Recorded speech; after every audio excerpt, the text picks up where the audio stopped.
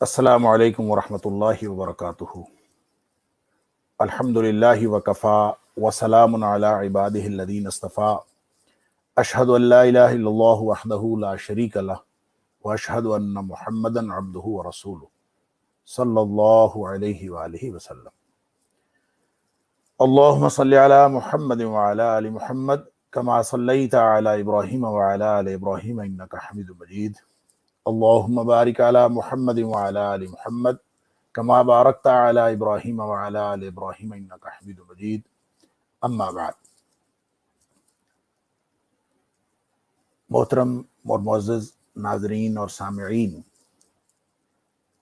आज की हमारी गुफ्तगू का मौजू जैसा कि आपको मालूम है वो है 3 आमीन जो नबी अकरम सल्लल्लाहु अलैहि वसल्लम ने फरमाए। इसके बारे में बड़ी मारूफ हदीस है और बेशतर अहले इस्लाम जो हैं वो इसके बारे में जानते हैं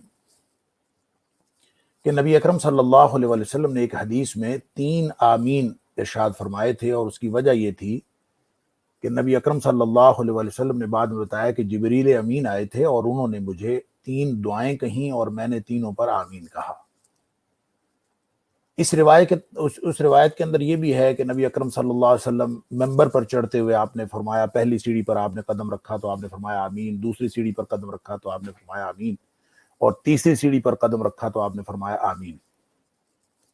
तो बाद में जब सहाबा किराम ने पूछा तो नबी अकरम सल्लल्लाहु अलैहि वसल्लम फरमाया कि जिब्रील आए थे, जिब्रील अलैहिस्सलाम, और उन्होंने 3 दुआएं की थी और उन्होंने, बाद रिवायतों में ये भी है कि उन्होंने मुझे कहा कि आमीन कहो, कुल आमीन, तो मैंने कह दिया आमीन।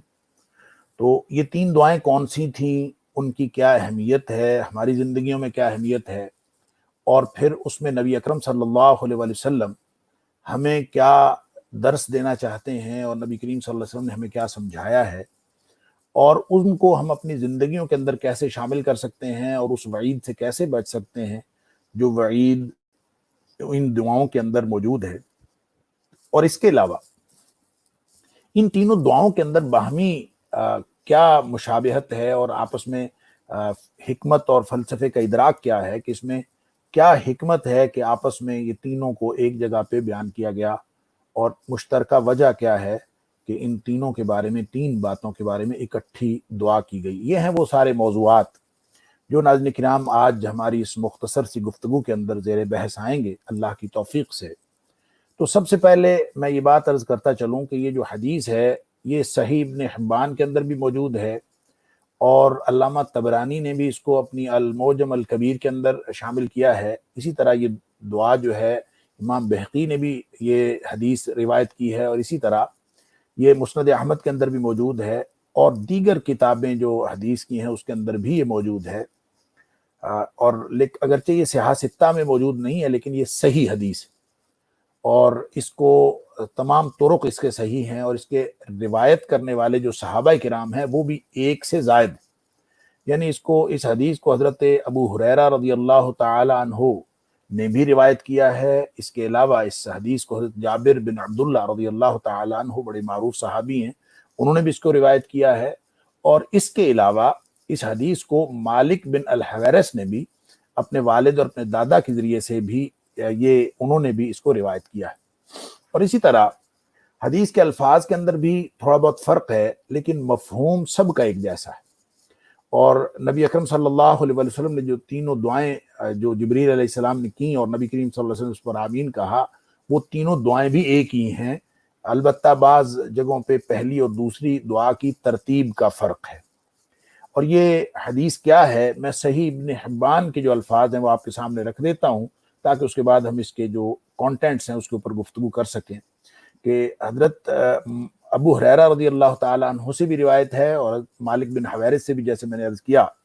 तो इसमें नबी अकरम सल्लल्लाहु अलैहि वसल्लम तशरीफ़ लाए, आप मिंबर पे चढ़े। मिंबर पे चूँकि आपने 3 सीढ़ियाँ बनवाई हुई थी, आपका जो मिंबर मुबारक था जिस पे आप बैठ के या खड़े होके आप खुतबा देते थे, उस पर चढ़ते हुए नबी करीम सल्लल्लाहु अलैहि वसल्लम 3 सीढ़ियाँ चढ़ते थे। तो रावी कहता है कि नबी करीम सल्लल्लाहु अलैहि वसल्लम पहली सीढ़ी पर चले, राक़ी आतबतन, पहली सीढ़ी पर चढ़े तो आपने फ़क़ाल आमीन, आपने आमीन फरमाया। फिर आप दूसरी सीढ़ी पर चढ़े, आतबतन उखरा, थुम्मा राक़ी आतबतन उखरा, दूसरी सीढ़ी पर चढ़े नबी अकरम सल्लल्लाहु अलैहि वसल्लम तो आपने फिर फरमाया क़ाल आमीन। फिर तीसरी सीढ़ी सुम्मा राक़िया अतबत सालिसा, तीसरी सीढ़ी पर चढ़े तो आपने फिर फरमाया आमीन। अब इसमें नबी अकरम सल्लल्लाहु अलैहि वसल्लम से पूछा गया, अगरचे इस मालिक बिन हवैरिस की रिवायत में ये अल्फाज मौजूद नहीं है कि पूछा गया, लेकिन दूसरी रिवायात में ये बात मौजूद है कि आपसे पूछा गया कि ये आपने पहले इस तरह कभी नहीं किया, तो आप आज आपने ये 3 दफ़ा आमीन फरमाई है, इसका क्या मतलब है? तो फिर नबी करीम सल्लल्लाहु अलैहि वसल्लम ने फरमाया अतानी जिब्रील, मेरे पास जिब्रील अलैहिस्सलाम आए थे और उन्होंने 3 दुआएं की हैं। सबसे पहली उन्होंने दुआ ये की है कि मन अदरक रमज़ान, जिसने रमज़ान पाया फलम युगफर लहू, फिर उसने मगफिरत नहीं करवा सका, उसकी बख्शिश नहीं हुई, रमज़ान का महीना पाया और उसकी बख्शिश नहीं हुई, फ़अबअदहुल्लाह, उसको अल्लाह ताला अपनी रहमत से हमेशा के लिए दूर कर देता है, यानी उसको दूर कर दिया अल्लाह ने हमेशा के लिए अपनी रहमत से। अल्लाह अकबर। फ़अबअदहुल्लाह लफ्जी माना यही है कि अल्लाह ताला दूर कर देता है। किससे दूर करता है? रहमत से, और रहमत से दूरी जो है उसको लानत कहते हैं। गोया वो शख्स लानती हो जाता है जिस शख्स को रमज़ान मिला और वो अपनी मगफिरत नहीं करवा सका, अल्लाह से अपनी गुनाह नहीं बख्शवा सका और मगफिरत नहीं करवा सका। ये जो फ़अबअदहुल्लाह के अल्फाज हैं, तीनों दुआओं के साथ यही हैं कि उसके ऊपर लानत हो गई, वो अल्लाह की रहमत से दूर हो गया।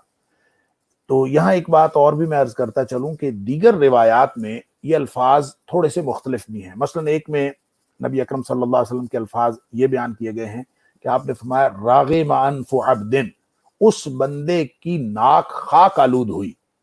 और तीनों दुआओं के साथ राग़िम अनफ़ु अब्दिन, उस बंदे की नाक खाक आलूद हुई। पहली दुआ ये कि मन अदरक रमज़ान, जिसने रमज़ान पाया फलम युगफर लहू, और उसकी मग़फ़िरत ना हो सकी, वो बख्शिश ना करवा सका। फ़अबअदहुल्लाह, एक जगह फरमाया कि वो उसके ऊपर लानत हो गई, अल्लाह की रहमत से हमेशा के लिए दूर हो गया। और दूसरी जगह फरमाया शाक़ी अब्दुन, वो आदमी बड़ा ही बदबख्त हुआ। और तीसरी जगह फरमाया राग़िम अनफ़ु अब्दिन, उस आदमी की नाक खाक आलूद हुई। गोया ये तीनों जो कैटेगरीज हैं और तीनों जो डिग्रीज हैं, ये लानत की हैं, बदबख्ती की हैं और इंतहाई जिल्लत और रुसवाई की हैं, जो नबी अकरम सल्लल्लाहु अलैहि वसल्लम फरमा रहे हैं। तो पहली दुआ रमज़ान के बारे में फरमाई, दूसरी दुआ आपने फरमाई जिस पर, यानी जिब्रील अलैहिस्सलाम ने फरमाई, जिस पर नबी अकरम सल्लल्लाहु अलैहि वसल्लम ने आमीन कहा।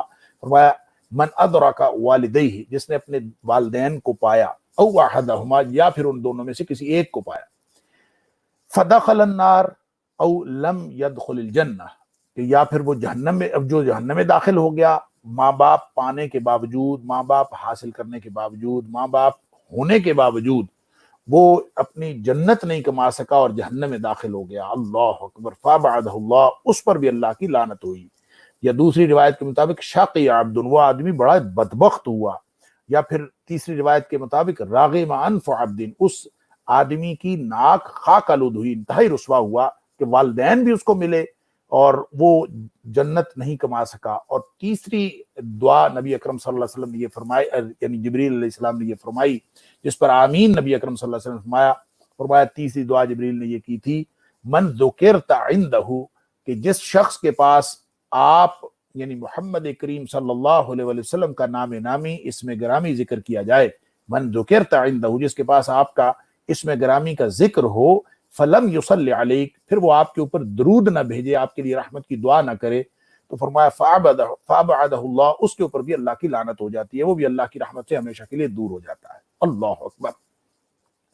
ये हैं वो 3 दुआएं और नबी अकरम सल्लल्लाहु अलैहि वसल्लम की आमीन। दुआ जिब्रील आमीन करें, जो फरिश्तों में से सबसे मुकर्रब फरिश्ता है, और दुआ पर आमीन कहने वाली हस्ती अल्लाह के बाद कायनात की सबसे बुजुर्ग हस्ती नबी अकरम सल्लल्लाहु अलैहि वसल्लम की ज़ात अक़दस हो, तो उस दुआ के अंदर जो वईद बयान की गई है, उसकी हैसियत का और उसकी शिद्दत का आप अंदाज़ा कर सकते हैं। अल्लाह अकबर।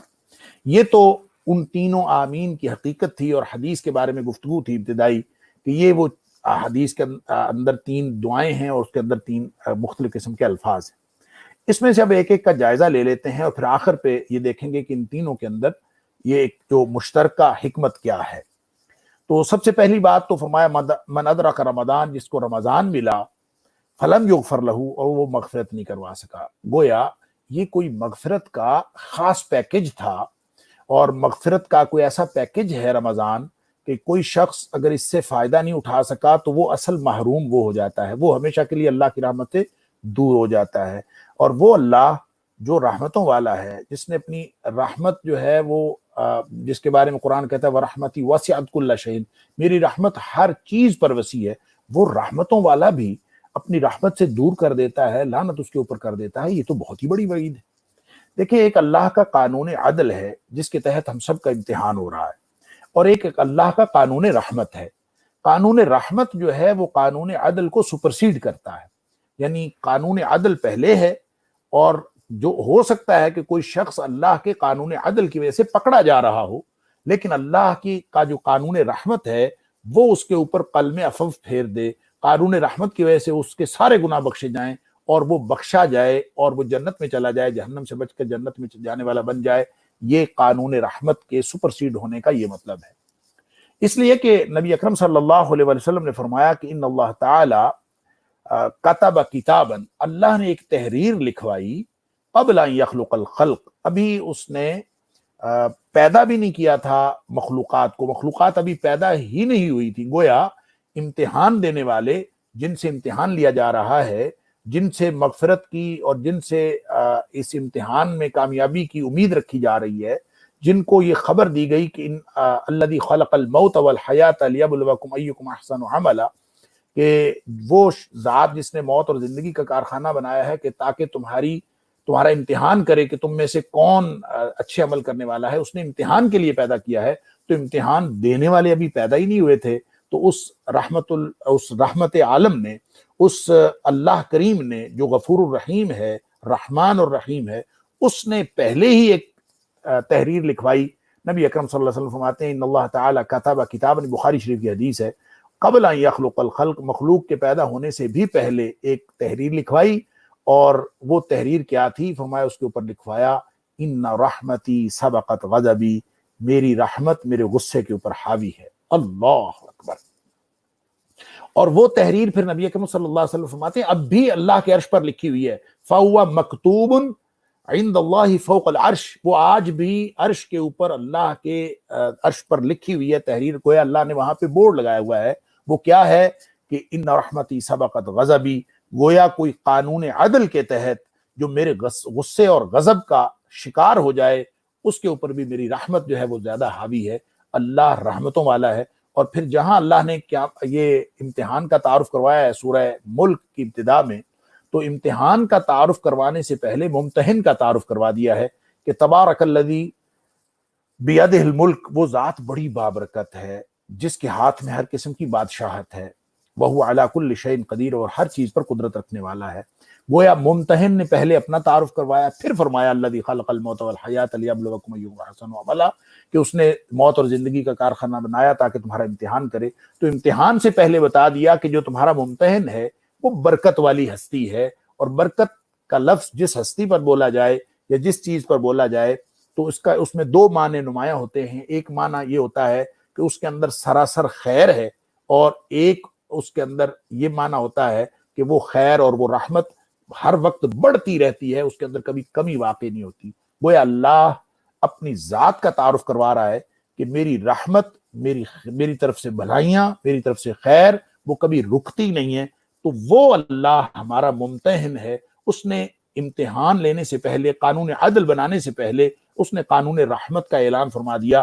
سبحان اللہ۔ پھر وہ رحمت والا قانون ہمیشہ، حالانکہ اگر اللہ تعالی ہمیں صلاحیتیں دے کے لا یکلف اللہ نفسا الا وسعها، ہم سے امتحان لے لے کہ اس کی استطاعت کے مطابق امتحان ہے، نبی بھیج کے حجت تمام کر دی، صلاحیتیں دے دی، اب اگر اللہ سیدھا سیدھا امتحان کرے سیدھی سیدھی گنتی کے ساتھ کہ فَأَمَّا مَنْ ثَقُلَتْ مَوَازِينُهُ فَهُوَ فِي عِيشَةٍ رَاضِيَةٍ وَأَمَّا مَنْ خَفَّتْ مَوَازِينُهُ فَأُمُّهُ هَاوِيَةٌ، کہ جس کے وزن نیکیوں کے بڑھ گئے وہ جنت میں جائے گا، اور جس کے نیکیوں کے وزن کم ہو گئے وہ جہنم میں جائے گا۔ اگر سیدھا سیدھا حساب ہو تو یہ قانون عدل کے مطابق عین ٹھیک امتحان ہے، اور اللہ کی طرف ظلم کی نسبت بھی نہیں کی جا سکتی۔ اس قدر شاندار عدل کا قانون اللہ نے رائج کیا ہے اس پوری کائنات کے اندر، سبحان اللہ۔ لیکن قانون عدل کے تحت ہو سکتا ہے بہت سارے پکڑے جائیں۔ اب یہ جو نیکیوں کو بڑھانا ہے اور گناہوں کو کم کرنا ہے، یہ کس سے کم کرنا ہے؟ یہ جو من ثقلت، जो कुरान कहता है कि जिसके वजन भारी हो गए, किससे? इसका एक माना तो वही है जो आम फहम है, सब लोग समझते हैं। जैसे मैंने अर्ज किया कि बुराइयां कम हो गई, नेकियां बढ़ गई, या फिर बुराइयां जो हैं वो ज्यादा हो गई और नेकियां कम हो गई। ये इन दोनों का आपस में मुकाबला है, इनका कंपैरिजन है, ये भी हो सकता है। लेकिन ज्यादा सही बात, ये एक और मफहूम इसका है जो ज्यादा सही बात महसूस होती है कुरान के इस हुक्म को देखते हुए कि ला युकल्लिफुल्लाहु नफ्सन इल्ला वुसअहा, कि अल्लाह ताला किसी की इस्तिताअत से ज्यादा उससे इम्तिहान नहीं लेता, उसको जिम्मेदार नहीं बनाता, उसको तकलीफ नहीं देता। तो इसका मतलब ये हुआ कि अल्लाह ने हर शख्स का इम्तिहान उसकी इस्तिताअत के मुताबिक रखा है। तो हो सकता है कि इस्तिताअत के मुताबिक अल्लाह ने एक नेकियों का लेवल रखा हुआ है, एक नेकियों का मेयार रखा हुआ है कि इसको इतनी इस्तिताअत दी है और इसका नेकियों का मेयार इतना होना चाहिए, बुराइयों से बचने का मेयार इसका ये होना चाहिए। और अगर कोई शख्स उस मेयार के मुताबिक जो अल्लाह ने इस्तिताअत दी है उसके मुताबिक वो नेकियां करके लाएगा, उस बॉटम लाइन से ज्यादा होंगी, फम्मा मन थकुलत मवाजीनुहु, उससे बेहतर होंगी तो फिर जन्नत में जाएगा, वगरना नहीं जाएगा। तो गोया इस्तिताअत कितनी है, मेरी इस्तिताअत आपसे मुख्तलिफ हो सकती है, आपकी इस्तिताअत मुझसे मुख्तलिफ हो सकती है। बल्कि मुझे तो यूं लगता है कि इस कायनात में अल्लाह ने जितने भी कायनात इंसानी में इंसान पैदा किए हैं, हो सकता है हर एक की इस्तिताअत दूसरे से मुख्तलिफ हो और किसी की एक शख्स की इस्तिताअत का मेयार दूसरे के बराबर ना हो। हर शख्स की सतह मुख्तलिफ है, लिहाजा हर शख्स का इम्तिहान भी मुख्तलिफ है। इसलिए कंपैरिजन नहीं करना चाहिए इस मामले में, ये मुवाजना नहीं करना चाहिए कि वो तो ऐसा कर रहा है और मैं जैसे जितना मर्जी कर लूं, उसने सिर्फ इतनी सी नेकियां की हैं तो मैं भी इतना सा करके फारिग हो जाता हूं। नहीं, उसका इम्तिहान उसकी इस्तिताअत के मुताबिक है, आपका इम्तिहान आपकी इस्तिताअत के मुताबिक है। लिहाजा ये कहना कि मैं दूसरों को देखकर नेकी का मेयार कायम करूं, ये नहीं दुरुस्त। दुरुस्त बात यह है कि अल्लाह ने हर एक को इस्तिताअत दी है, उसके मुताबिक नेकी का मेयार कायम करना। लिहाजा उसने सीधा सीधा हिसाब लगा दिया, अब ये इम्तिहान तुम्हारा हो रहा है, हर लम्हे हो रहा है, जो तुम जुबान से निकाल रहे हो उसका भी इम्तिहान है, कानों से जो सुन रहे हो उसका भी इम्तिहान है, आंखों से जो देख रहे हो उसका भी इम्तिहान है, हाथों से जो पकड़ रहे हो उसका भी इम्तिहान है। पूरी सलाहियतें जो अल्लाह ने दी हैं, जितने मौके हैं, हर लम्हे ये इम्तिहान हो रहा है। और या हम जन्नत के करीब हो रहे हैं या हम जहन्नम के करीब हो रहे हैं, ये है उस इम्तिहान की कैफियत। नबी अकरम सल्लल्लाहु अलैहि वसल्लम फरमाते हैं कि बाज़ औक़ात इंसान अपनी जुबान से ऐसा कलिमा निकालता है जो अल्लाह की नाराजगी का कलिमा होता है और इंसान को परवाह भी नहीं होती कि मैंने क्या कहा है। और हालांकि अल्लाह करीम तो वो फरिश्ते बिठाए हुए हैं, मा यल्फिज़ु मिन क़ौलिन इल्ला लदैहि रक़ीबुन अतीद, लिखने वाला तो फौरन लिख लेता है, जुबान से कोई लफ्ज निकला तो वो अल्लाह की नाराजगी का कलमा होता है। अल्लाह उस एक कलमे की वजह से इसको जहन्नमी लिख देता है। अल्लाह अकबर। और बाज़ औक़ात इंसान अपनी जुबान से ऐसा अच्छा कलमा निकालता है जो अल्लाह की खुशनुदी का कलमा होता है, इंसान को याद भी नहीं होता, इसको परवाह भी नहीं होती कि मैंने क्या कहा, लेकिन अल्लाह उस एक कलमे की वजह से इसको जन्नती लिख देता है। यूं गोया हर लम्हा जन्नत और जहन्नम के फैसले हो रहे हैं। आप अंदाजा कीजिए कितना हसास और कितना मुश्किल इम्तिहान है जिसमें इंसान फंसा हुआ है।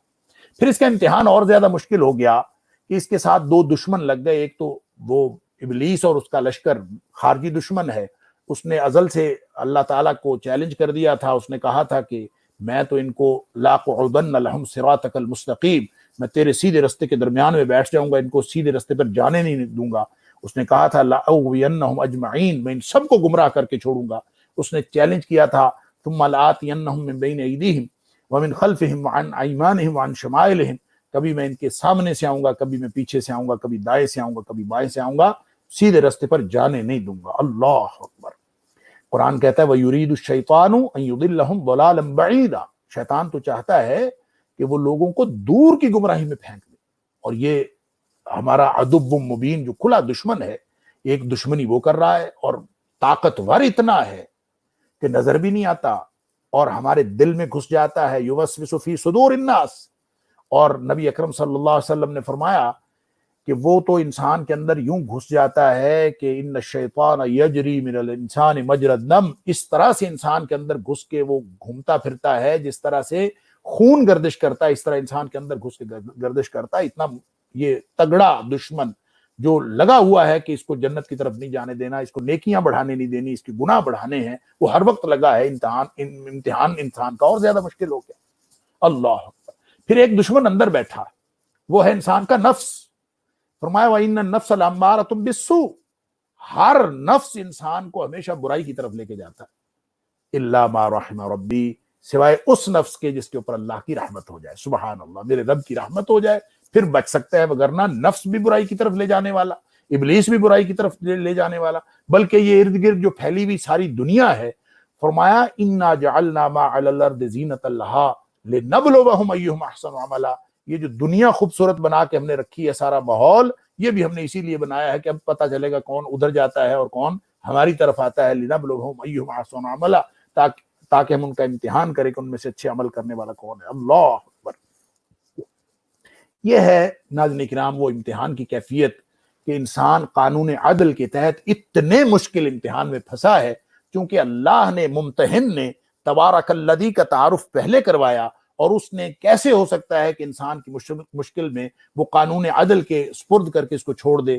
وہ رحمتوں والا ہے، اس نے اس کے پر رحمت کی، اور اس نے رحمت کا پہلا سٹیپ یہ ہوا کہ اس نے کہا اچھا تیرا امتحان مشکل ہے، جا میں ایسا کرتا ہوں کہ من جاء بالحسنۃ فلہ عشر امثالھا، تو ایک نیکی کیا کرے گا نا تو میں 10 لکھ لیا کروں گا، اللہ اکبر، تاکہ تیرا اکاؤنٹ بیلنس پورا ہو جائے۔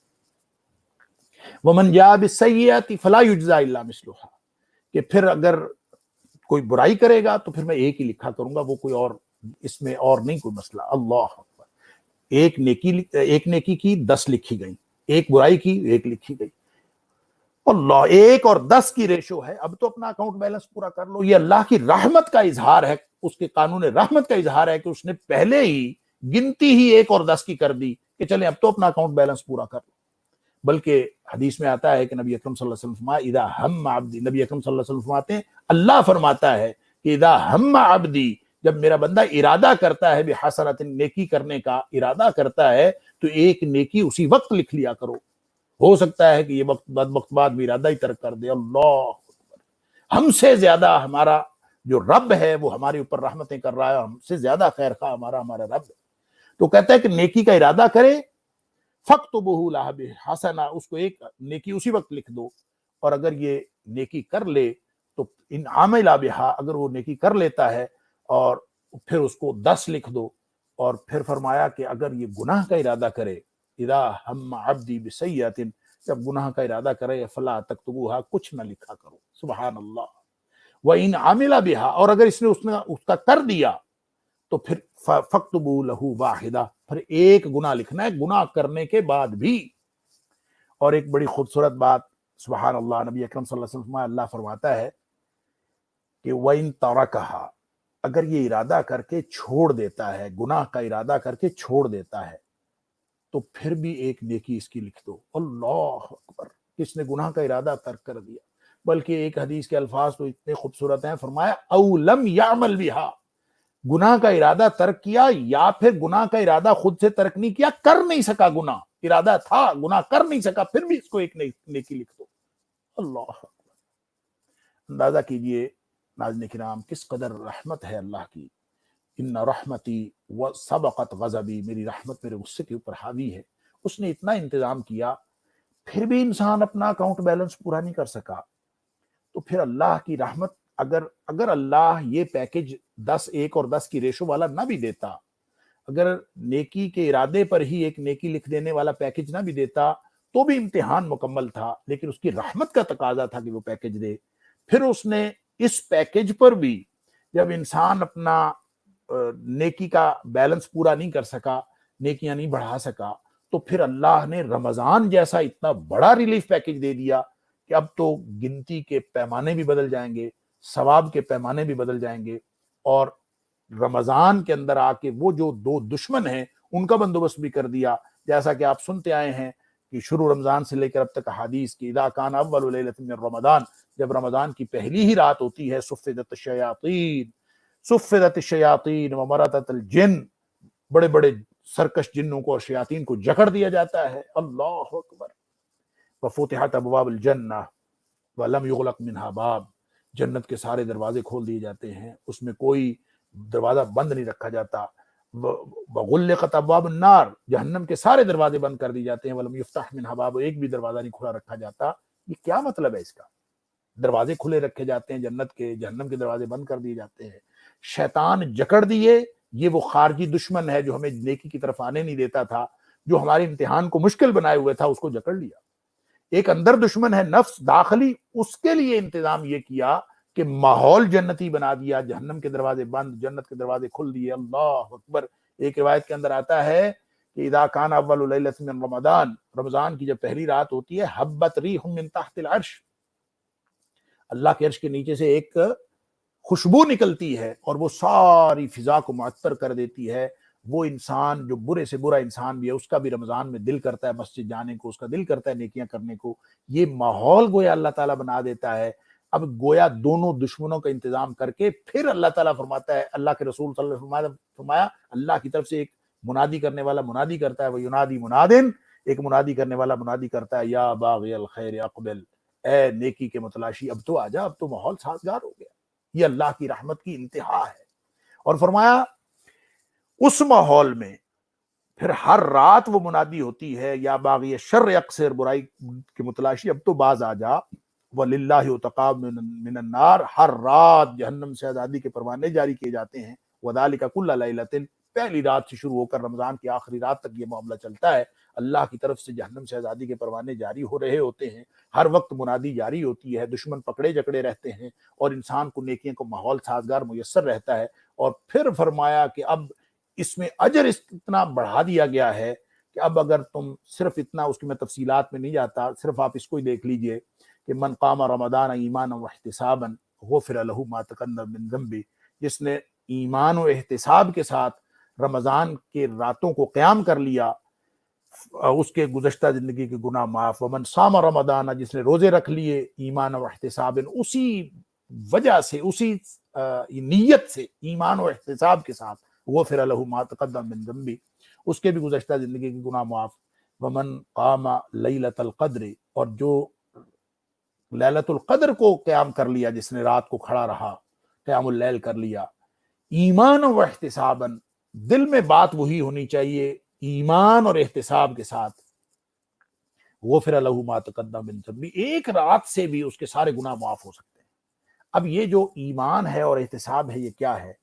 ایمان اللہ پر ہو، آخرت پر ہو، اور اپنی پوری جزیات جتنی ایمان کی ہیں، ایمان مرکب ہے، سب کے اوپر ایمان ہو، آخرت کے اوپر ایمان ہو۔ اور احتساب، جو اہل علم ہے اس کا ترجمہ کرتے ہیں ثواب کی نیت سے، تو احتساب حساب سے ہے، یعنی اپنا اکاؤنٹ بیلنس پورا کرنے کی نیت سے، اس نیت سے، اس فکر میں کھڑا ہو کہ اللہ میری نیکیاں کم ہو رہی ہیں، اللہ میرے گناہ بڑھ رہے ہیں، تو میرے اوپر رحمت کر، میری نیکیاں زیادہ کر دے، میرے گناہ بخش دے۔ اس فکر میں ایمان و احتساباً وہ کھڑا ہوا ہے تو بھی اللہ اس کے گناہ معاف کر دیتا ہے۔ اگر اس نے روزہ اس نیت سے رکھا ہے، روزہ فرض ہے، رات کو قیام نفل ہے، لیکن نیت اگر وہی ہے تو ثواب ایک جیسا ہے۔ روزے سے بھی گزشتہ ساری زندگی کے گناہ معاف، رمضان کے روزے جس نے اس نیت سے رکھ لیے، اسی نیت سے راتوں کو قیام کر لیا، گزشتہ زندگی گناہ معاف۔ اسی نیت سے اگر اس نے ایک صرف لیلۃ القدر کو، جو 5 طاق راتیں آخری عشرے کی، ان میں سے کوئی ایک لیلۃ القدر ہے، 5 طاق راتیں، گویا کتنی پوری زندگی میں 5 راتیں، اگر وہ قیام کر لیا، ساری زندگی کی گناہ معاف۔ اتنا بڑا ریلیف پیکج۔ اس لیے فرمایا کہ جو اتنے بڑے ریلیف پیکج اور اللہ کی رحمتوں کے اتنے بڑے ریلیف پیکج کو بھی اگر اویل نہیں کر سکا، من ادرک رمضان، اتنا بڑا پیکج، یہ تو اگر پوری زندگی میں انسان کو ایک دفعہ بھی مل جاتا تو کافی تھا، لیکن پوری زندگی میں کیا، ہر سال آ جاتا ہے۔ اس لیے کہ پوری زندگی میں ایک پیکج بھی آ جاتا تو کافی تھا، اللہ کی رحمت کا انتہا، اللہ کی رحمت کی انتہا تھی۔ لیکن اس صورت میں اللہ کی رحمت رک جاتی، اس کی حد آ جاتی، کیونکہ اللہ کی رحمت کی حد کوئی نہیں ہے، اس لیے یہ ہر سال آتا رہتا ہے۔ اسی لیے یہ جو لیلۃ القدر جو کہتے ہیں خیر من الف شہر، اور لوگ حساب لگانا شروع کر دیتے ہیں، 83 سال بنتے ہیں، 84 سال بنتے ہیں۔ بات یہ ہے کہ یہ حساب تو سالوں کا تب لگائیں اگر اللہ نے یہ کہا ہو کہ یہ 1000 مہینے کے برابر ہے۔ اس نے تو کہا ہے 1000 مہینے سے بہتر ہے۔ کتنی بہتر ہے؟ پتہ نہیں کتنی بہتر ہے۔ کیوں؟ اگر 1000 مہینے ہو تو اس کا مطلب ہو اللہ کی رحمت کی حد آ گئی۔ اس کی رحمت کی چونکہ حد کوئی نہیں ہے، وہ ہر وقت بڑھتی رہتی ہے، تو اس لیے فرمایا کہ اس قدر اللہ کی رحمت سے بھی جو محروم رہا، اللہ اکبر، ابعدہ اللہ، پھر تو اللہ کو حق پہنچتا ہے نا، اس کو ہمیشہ کے لیے اپنی رحمت سے دور کر دے، اس کے اوپر لعنت کر دے۔ اور وہ بدبخت ہے، وہ شقی عبد، یا رغم عنف عبد، اس کی ناک خاک آلود ہوئی، وہ اصل رسوا آدمی وہ ہوا جس کو رمضان ملا اور اس نے یہ اتنے بڑے ریلیف پیکج سے فائدہ نہیں اٹھایا۔ نبی اکرم صلی اللہ علیہ وسلم فرماتے ہیں من حرم خیرہا، جو اس رمضان کی بھلائیوں سے بھی محروم رہا، فقد حرم، اصل محروم وہ ہے، اللہ تعالیٰ معاف فرمائے۔ تو اسی طرح جو دوسری دعا جو جبریل علیہ السلام نے کی اور نبی کریم صلی اللہ علیہ وسلم نے آمین فرمائی، وہ دعا ہے من ادرک ابویہ، جس نے اپنے والدین کو پایا، وہ احدہما، یا ان دونوں میں سے ایک کو پایا، اللہ اکبر، اس نے بھی جنت نہیں کمائی۔ گویا جس طرح ریلیف پیکج، جس طرح جنت کا ٹکٹ رمضان ہے، اسی طرح سے جنت کا ٹکٹ جو ہے وہ والدین کی موجودگی ہے۔ جو شخص والدین کی خدمت کرے گا اس کے لیے جنت ہے۔ اللہ اکبر۔ وبالوالدین احسانا، قرآن بار بار کہتا ہے وبالوالدین احسان۔ اور نبی اکرم صلی اللہ علیہ وسلم نے فرمایا رضا الرب فی رضا الوالد وسخط الرب فی سخط الوالد، اللہ کی رضامندی والد کی رضامندی میں ہے، اللہ کی ناراضگی والد کی ناراضگی میں ہے۔ اور ایک روایت میں آیا رضا الرب فی رضا الوالدین، اللہ کی رضامندی والدین کی رضامندی، دونوں کی رضامندی میں ہے، اور اللہ کی ناراضگی والدین کی ناراضگی میں ہے۔ گویا ان کو راضی کر لو تو اللہ راضی ہو جاتا ہے۔ اللہ اکبر۔ اور پھر ایک حدیث میں آیا نبی کریم صلی اللہ علیہ وسلم الوالد اوسط ابواب الجنہ، سب سے بہترین دروازہ جو جنت کا ہے وہ تو والد ہے۔ بس کسی کا دل کرے تو اس کی حفاظت کر لے، فحافظ او ضیع، چاہے تو اس کی حفاظت کر لو اور چاہے اس کو ضائع کر لو۔ یعنی جنت اللہ نے دے دی ہے، جس کو والدین مل گئے ہیں گویا وہ جنت مل گئی ہے، جنت کا ٹکٹ ہے والدین، اور خاص طور پہ اگر یہ بڑھاپے میں مل جائیں، سبحان اللہ۔ اور یہ تینوں دعاؤں کے اندر جو میں نے عرض کیا تھا شروع میں کہ مشترکہ حکمت کیا ہے، میں ساتھ ہی ساتھ عرض کرتا چلوں کہ مشترکہ حکمت یہی ہے کہ جس طرح کا پیکج رمضان ہے اسی طرح کا پیکج، یعنی پوری زندگی کے گناہ معاف کروا کے جنت میں جانے کا ایک پیکج ہے، اسی طرح کا ایک بڑا پیکج والدین کی خدمت ہے، جس کو والدین خاص طور پہ بڑھاپے کی حالت میں مل جائیں یا تندرستی کی حالت میں بھی ملے، من ادرک والدیہ، جس کو بھی والدین ملے یا ان میں سے کوئی ایک بھی مل جائے، ماں ہو باپ ہو، ان کی خدمت کر کے وہ جنت نہیں کما سکا، پھر جہنم میں چلا گیا۔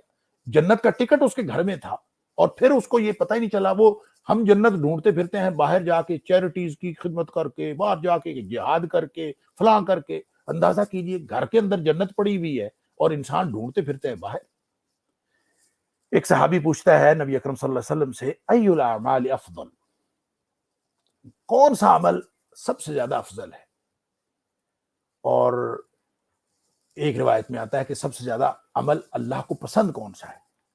تو نبی اکرم صلی اللہ علیہ وسلم نے فرمایا، یہ بخاری اور مسلم کی حدیث ہے، نبی اکرم صلی اللہ علیہ وسلم نے فرمایا الصلاۃ لوقتها، سب سے افضل عمل ہے نماز صحیح وقت پر پڑھنا۔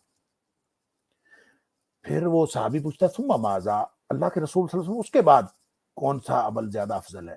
فرمایا بر الوالدین، اللہ اکبر، اس کے بعد والدین کے ساتھ نیکی کرنا سب سے بڑا عمل ہے۔ وہ پوچھتا ہے ثم ماذا، اس کے بعد نبی اکرم صلی اللہ علیہ وسلم نے فرمایا اس کے بعد یعنی والدین کے ساتھ نیکی کرنے کے بعد الجہاد فی سبیل اللہ، اللہ کے راستے میں جہاد کرنا والدین کے ساتھ حسن سلوک کرنے کے بعد ہے درجے کے اعتبار سے۔ اللہ اکبر۔ گویا ہم جو نیکیاں ڈھونڈنے کے لیے ساری دنیا کے نیک کام کرتے ہیں، گھر میں والدین اگر پڑے ہوئے، اگر ان کی ہم نے خدمت نہیں کی، یہ ہے اصل وہ محرومی، یہ ہے وہ اصل لعنت کی بات، ابعدہ اللہ، اصل بدبختی کی بات، شقی عبد، اور اصل رسوائی اور ناک خاک آلود ہونے کی بات کہ راغم عنف عبد، کہ من ادرک ابویہ، گھر میں والدین پڑے ہوئے ہیں اور ان کی خدمت کر کے جنت ہی نہیں کما رہا۔ ایک شخص آیا اللہ کے رسول صلی اللہ علیہ وسلم، میں جہاد کے لیے جانا چاہتا ہوں۔ نبی اکرم صلی اللہ علیہ وسلم فرمایا الکا بابان، تیرے والدین زندہ ہیں؟ عرض کیا جی اللہ کے رسول صلی اللہ علیہ وسلم زندہ ہیں۔ تو نبی اکرم صلی اللہ علیہ وسلم فرمایا فَفِيهِمَا فَجَاهِدْ، اور گھر جا کے ان کے ساتھ ان کی خدمت کر، وہاں جہاد کر، وہاں نیکی ہے ساری، وہاں پڑی ہوئی ہے۔ اللہ، جنت کا ٹکٹ ہے والدین جن کو ملے ہوئے ہیں، اللہ تعالیٰ ان کی قدر کرنے کی توفیق عطا فرمائے۔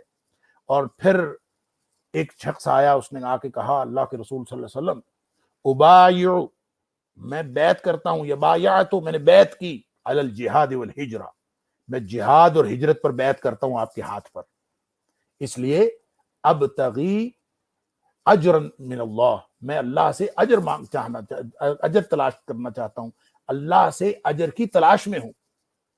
ابتغی اجر من اللہ، میں اللہ سے اجر چاہتا ہوں، اس لیے میں آپ کے ہاتھ پر بیعت کرتا ہوں. کس پر؟ جہاد اور ہجرت. اندازہ کیجئے جہاد اور ہجرت اتنے بڑے یہ دونوں عمل ہیں کہ جہاد تو کیا ہی شہادت کی وجہ سے جاتا ہے، شہادت ہے مطلوب و مقصود مومن، نہ مال غنیمت نہ کشور کشائی، تو شہادت سب سے بڑا شارٹ کٹ ہے جنت کی طرف.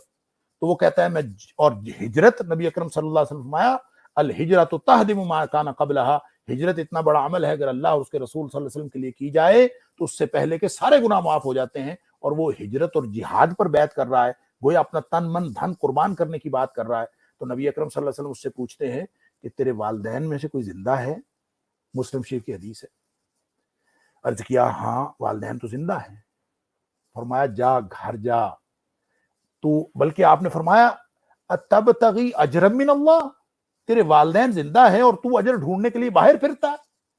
گھر جا فصاحبہما، جا کے ساتھ ان کے ساتھ اچھا حسن سلوک کر، والدین کے ساتھ، وہاں اجر ہے سارا پڑا ہوا. تو باہر اجر تلاش کرتا پھرتا ہے جہاد اور ہجرت کے اندر. یہ ہے وہ وجہ جو نبی اکرم صلی اللہ علیہ وسلم فرما رہے ہیں، یعنی جبریل علیہ السلام فرما رہے ہیں من ادرک ابویہ، جبریل نے کہا کہ والدین ملے ہوئے ہوں، او احدہم، یا ایک ہی ملا ہوا ہو، اور پھر بھی وہ جنت نہیں کما سکا اور جہنم میں چلا گیا، اس سے بڑا محروم اور کون ہو سکتا ہے؟ اس لیے رمضان جیسی محرومی، اسی طرح کی محرومی وہ ہے کہ کوئی شخص اس رب کی رحمت کے اس اظہار کا اندازہ ہی نہ کر سکے. جس طرح رب کی رحمت کا اظہار رمضان ہے اور انسان اگر اس سے فائدہ نہ اٹھائے تو لعنتی ہو جاتا ہے، اسی طرح رب کی رحمت کا اظہار والدین کی موجودگی ہے، اور اس سے کوئی شخص فائدہ نہ اٹھائے تو بندہ لعنتی ہو جاتا ہے. اس پر آمین فرما رہے ہیں نبی اکرم صلی اللہ علیہ وسلم. اللہ تعالیٰ ہم سب کو والدین کی قدر کرنے کی توفیق عطا فرمائے. ایک شخص آیا، آ کے نبی کریم صلی اللہ علیہ وسلم سے پوچھتا ہے، اللہ کے رسول صلی اللہ علیہ وسلم مشورہ کرنے آیا ہوں کہ آپ سے میں جہاد پر جانا چاہتا ہوں، شہادت حاصل کرنا چاہتا ہوں. نبی اکرم صلی اللہ علیہ وسلم فرمایا کہ تیری ماں ہے گھر میں؟ عرض کیا ہاں ہے. فرمایا جا کے اس کے ساتھ چمٹ جا، جنت اس کے قدموں کے نیچے ہے، تو کدھر پھرتا، تو کدھر اجر ڈھونڈتا پھرتا ہے، جنت تو وہاں ہے. اسی طرح ایک شخص آیا، اس نے جہاد کی بات کی. نبی اکرم صلی اللہ علیہ وسلم فرمایا جا کے والدین کے ساتھ کی خدمت کر، ان کے قدموں میں بیٹھ جا، جنت ماؤں کے قدموں کے نیچے ہے، والدین کے قدموں کے نیچے ہے، ان کے خدمت میں ہے. ایک شخص آیا نبی اکرم صلی اللہ علیہ وسلم پر، یہ بھی صحیح حدیث ہے، اور آ کے کہتا ہے اللہ کے رسول صلی اللہ علیہ وسلم مجھ سے گناہ ہو گیا، اذنبت ذنبا عظیما، میں نے بہت بڑا گناہ کر بیٹھا ہوں. اب نبی اکرم صلی اللہ علیہ وسلم نے پوچھا ہی نہیں کہ تیرا گناہ کیا ہے، کتنا بڑا گناہ ہے، یقیناً کوئی گناہ کبیرہ ہی کر بیٹھا ہوگا. نبی اکرم صلی اللہ علیہ وسلم نے پوچھا کہ تیرے والدین زندہ ہیں؟ پھر فرمایا نہیں، والدہ زندہ ہے. الک امک، کہ تیری ماں ہے؟ عرض کیا نہیں، وہ تو فوت ہو گئی. اللہ اکبر. نبی اکرم صلی اللہ علیہ وسلم فرمایا اگر وہ فوت ہو گئی ہے، الک خالہ، کیا تیری خالہ ہے؟ عرض کیا ہاں خالہ تو ہے.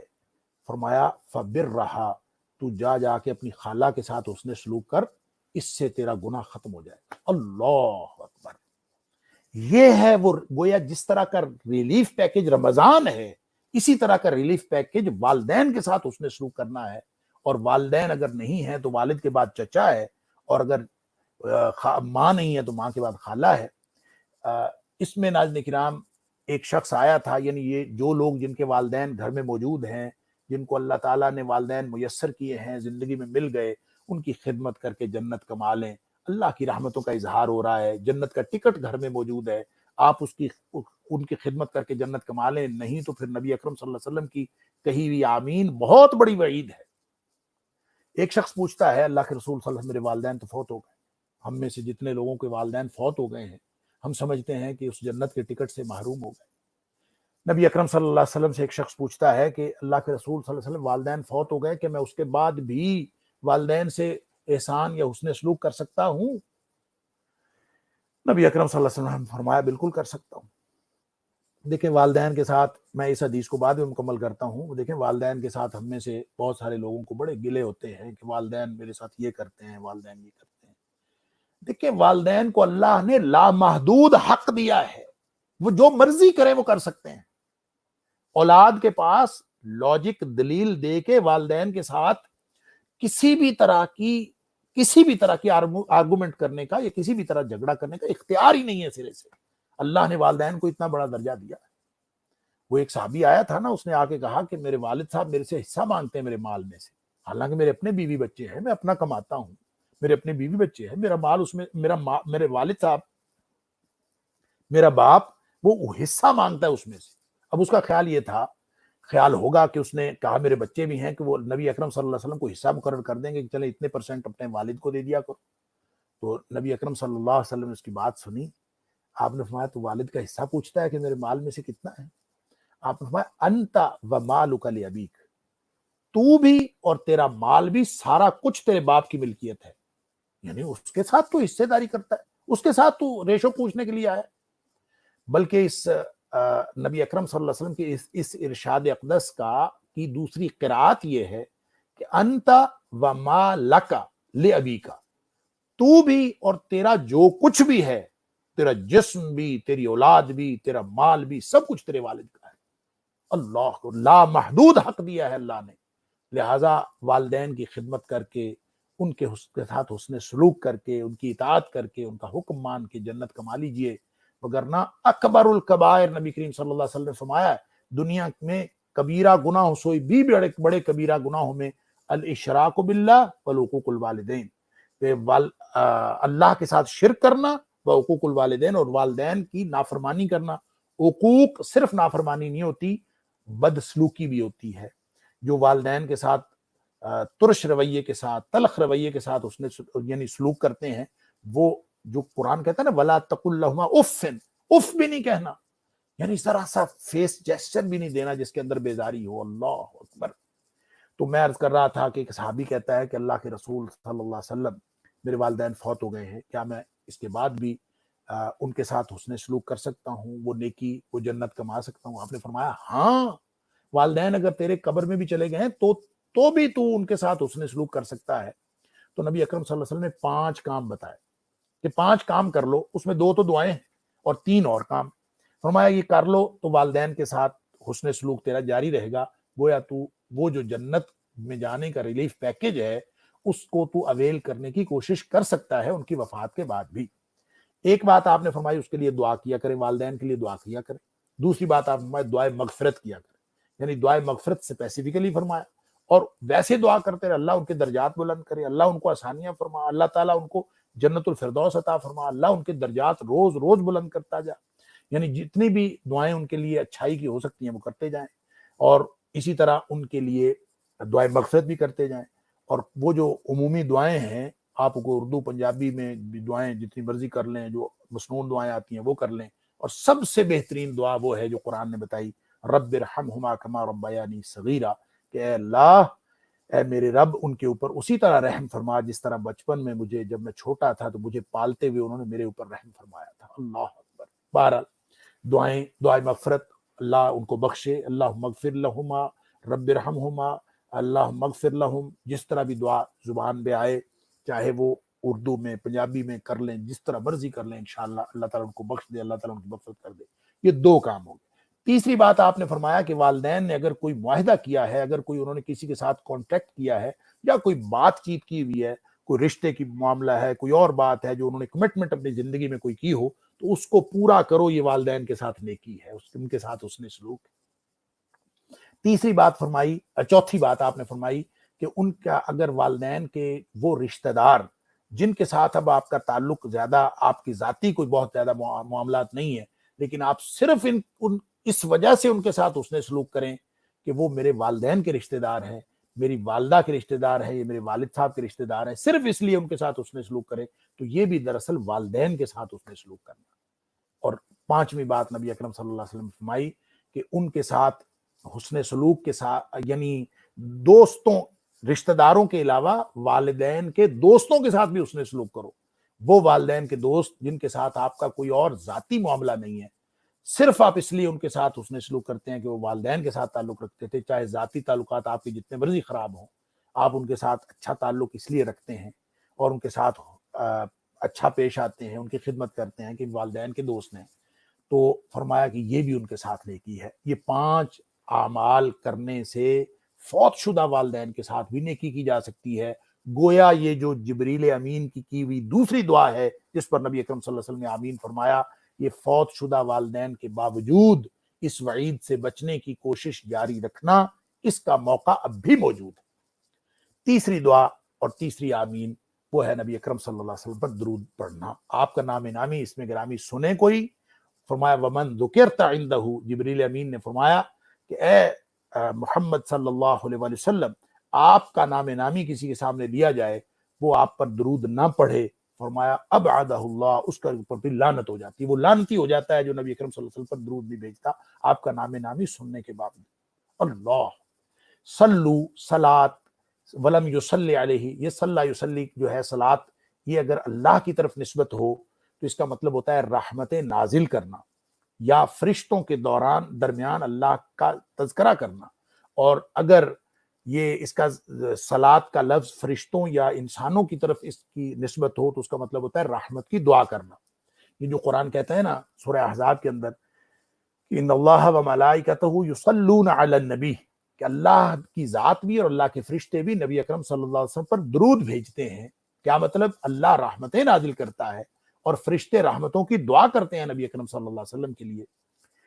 تو یا دوسرا مفہوم یہ ہے کہ اللہ فرشتوں کی محفل میں نبی اکرم صلی اللہ علیہ وسلم کی تعریف بیان کرتا ہے اور ان کے اوپر رحمت نازل کرتا ہے نبی اکرم صلی اللہ علیہ وسلم پر، اور فرشتے رحمت کی دعا کرتے ہیں۔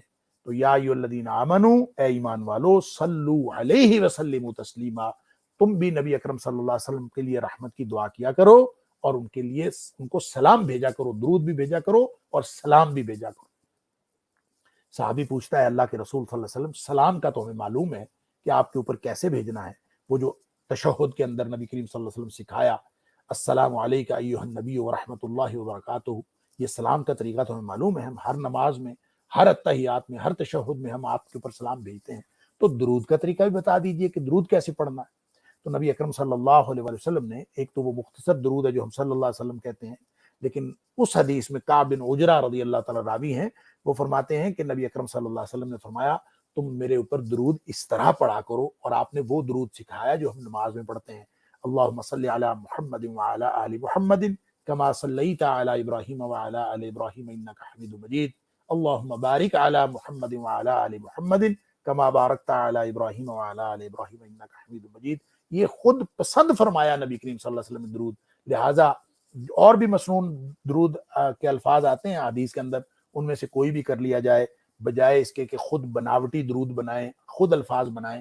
نبی اکرم صلی اللہ علیہ وسلم کے بتائے ہوئے الفاظ، ان الفاظ میں نبی اکرم صلی اللہ علیہ وسلم کے پر درود بھیجنا یہ لازم ہے۔